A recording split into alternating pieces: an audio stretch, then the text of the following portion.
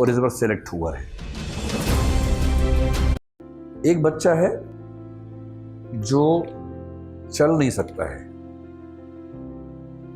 और इस बार सेलेक्ट हुआ है।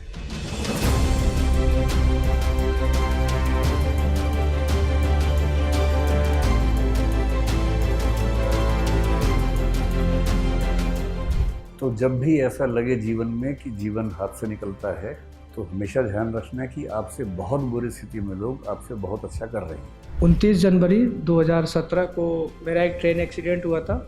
संघर्ष बहुत ज़्यादा था, चैलेंजेस काफ़ी ज़्यादा थे, सपने भी बहुत बड़े थे, पूरा भी करना था। क्यों डरें कि ज़िंदगी में क्या होगा, कुछ नहीं होगा तो।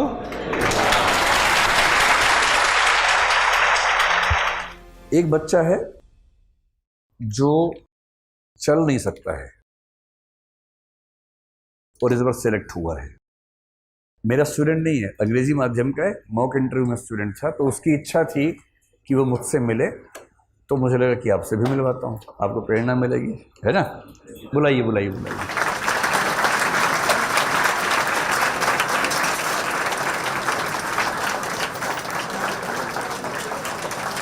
तो ये जो हमारे साथी हैं इनका नाम सूरज तिवारी है और आप पिछले कुछ दिनों में इनको देख ही चुके होंगे। मैं इनसे पहली बार जीवन में भी मिल रहा हूँ, इससे पहले मेरा मिलना कभी नहीं हुआ। तो आज जब मैं सुबह आया तो मुझे मेरी टीम ने बताया कि सूरज जी मिलना चाह रहे हैं मुझसे। तो मैंने कहा यार उनकी जो कहानी है ना, वो तो कहानी ऐसी कि बच्चों को प्रेरणा मिलेगी, क्लास में उनको लेके आना तो ज़्यादा अच्छा रहेगा।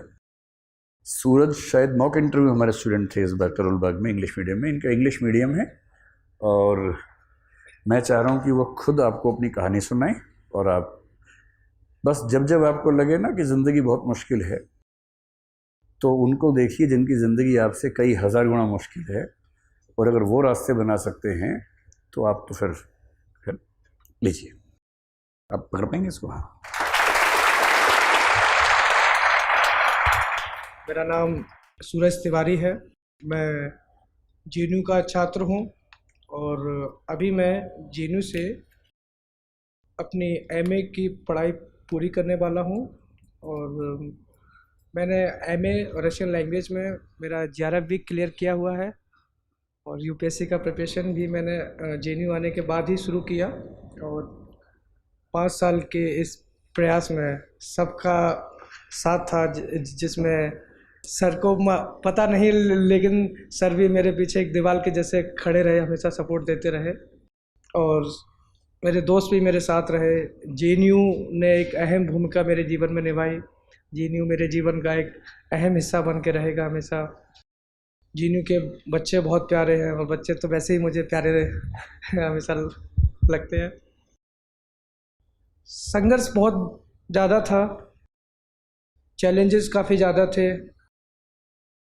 सपने भी बहुत बड़े थे, पूरा भी करना था, रुक भी नहीं सकते थे। बस जेएनयू आए, जेएनयू आकर एक प्रोफेसर मिले, डॉक्टर जीएन कारना। उन्होंने अपने एनजीओ से मुझे जब ये मोटाइल व्हीलचेयर दिया, उस दिन मुझे लगा कि शायद मेरी मंजिल का 25% तो मेरे हाथ में आ गया जिस दिन मेरे पास मेरा व्हीलचेयर आया। पहले मैं मैनुअल व्हीलचेयर यूज़ करता था, तो उसमें क्या होता है सर कि मुझे 1% चाहिए होता है साथ में, बट मोटाइल व्हीलचेयर से मैं बिल्कुल इंडिपेंडेंट हो गया कि मैं कैंपस में कहीं भी जा सकता हूँ। और जेएनयू कैंपस बहुत एक्सेसिबल है, कहीं भी आप जा सकते। तो मैं बिल्कुल 25% मेरे पास पावर आ गई सर कि हाँ जो मुझे करना है। देन लाइब्रेरी से मुझे एक लैपटॉप मिला, क्योंकि लिखने के लिए पहले मैं मेरे एक्सीडेंट से पहले सीधे हाथ से लिखता था। तो अच्छा, ये एक्सीडेंट की वजह से हुआ? जी सर, मेरा एक ट्रेन एक्सीडेंट हुआ था। थोड़ा सा बताइए क्या था वो? 29 जनवरी 2017 को मेरा एक ट्रेन एक्सीडेंट हुआ था। मैं दिल्ली से अलीगढ़ जा रहा था, तो पैसेंजर ट्रेन होती है सर, उसमें भीड़ काफ़ी ज़्यादा होती है। तो ज़्यादा भीड़ होने की वजह से मैं गेट पे ही था, तो भीड़ ज़्यादा थी, मेरा पैर फिसल गया और जब मैंने आंखें खोली तो मैं एम्स में था और जब तक मेरा ऑपरेशन हो चुका था। तो मुझे पता ही नहीं लगा कि कब हुआ, कैसे हुआ। उसके बाद में ही सर मुझे जेएनयू के बारे में पता लगा, फिर जेएनयू गया, ये प्रिपरेशन स्टार्ट की। आपका जब मैंने पहली बार एक रील्स पे आपको देखा था मैंने इंस्टाग्राम पे, तो यही सब बना बना के डालते हैं। तो सर वो मुझे रील अभी भी याद है कि आप चेयर पे बैठे हुए और कहीं शो में थे आप, और वो रील्स था कि आपने बोला था क्यों डरें कि ज़िंदगी में क्या होगा, कुछ नहीं होगा तो।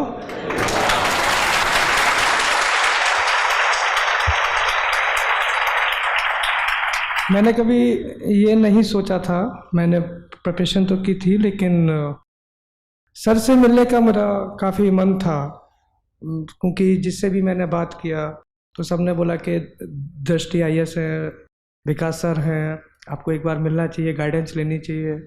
और मैंने एक बार मेल भी किया था तो कुछ रेस्पॉन्स आया था, मुझे शायद रेस्पॉन्स ध्यान नहीं किया था। फिर मैंने यूट्यूब से ही सर आपको फॉलो करना स्टार्ट किया, आपके एथिक्स के लेक्चर जो भी हैं, तो समझने के लिए मैंने सर आपका हिंदी वाला भी देखा हुआ है, और जनरली मैंने हिंदी और इंग्लिश दोनों को मिक्स करके ही अपने नोट्स बनाए थे। और इंटरव्यू में जाने से 2 दिन पहले सर आपके एथिक्स के नोट्स भी मैंने रिवाइज किए थे, और उनसे सवाल भी बने थे, और शायद उन्हीं सवालों का जवाब है कि आज मैं यहाँ पे हूँ। मेरा सर 2018 में मैं जेएनयू आया हूँ मेरे एक्सीडेंट के बाद से। तो 18 में मेरा रशियन लैंग्वेज में सिलेक्शन हुआ था। मैं इंग्लिश ठीक से नहीं बोल पाता था उस समय पर। कौन बोल पाता देश में? तो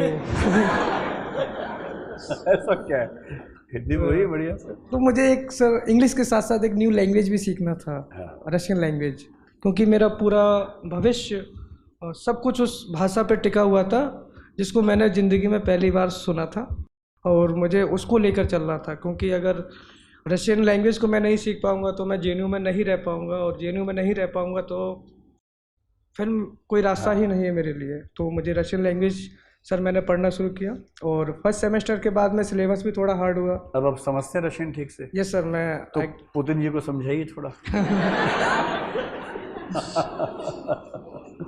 और क्या सर्विस कौन से मिल रही है? आईएएस मिल रहा है? यस सर, मुझे प्रॉपर आईएएस मिल रहा है। मेरा रैंक 917 है, और सब कैटेगरी में मेरा सेकंड रैंक है, और उसमें मुझे आईएएस मिल रहा है। अभी जो काडर के नियम हैं पिछले 4 साल से, उसके तहत एक व्यवस्था और भी है कि अगर कोई बच्चा पीडब्ल्यूबीडी कैटेगरी से होता है तो उसको होम काडर ही मिलेगा, और नहीं तो केवल एक चॉइस और भरनी होती है। सरकार की जिम्मेदारी है कि होम काडर दे या नेक्स्ट जो दूसरी चॉइस है। बाकी लोगों को बहुत सारे काडर भरने होते हैं, लेकिन इस कैटेगरी में सिर्फ 2।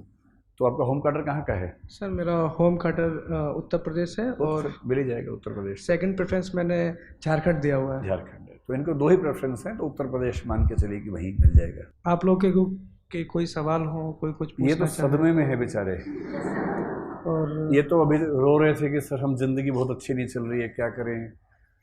तो जब भी ऐसा लगे जीवन में कि जीवन हाथ से निकलता है, एंग्जाइटी हो, डिप्रेशन हो, तो हमेशा ध्यान रखना है कि आपसे बहुत बुरी स्थिति में लोग आपसे बहुत अच्छा कर रहे हैं, और अच्छी स्थिति में होने के बाद एंग्जाइटी डिप्रेशन में चले जाना, इसका मतलब हमने उन चीज़ों की कद्र नहीं की जो मिली हुई है, और जो नहीं मिला उस पर फोकस इतना ज़्यादा कर लिया जितना करने की ज़रूरत नहीं थी।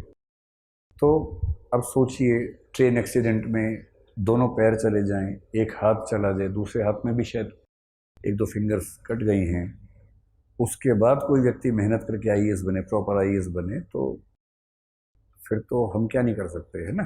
तो अब सच्चा जो प्रेम इनके प्रति आपका हो सकता है वो ये कि इसी कॉन्फिडेंस से जाएं और आईएएस बन के फिर इनको बताएं मिल के कि आपसे मोटिवेशन मिला और हमने उसका फ़ायदा उठाया।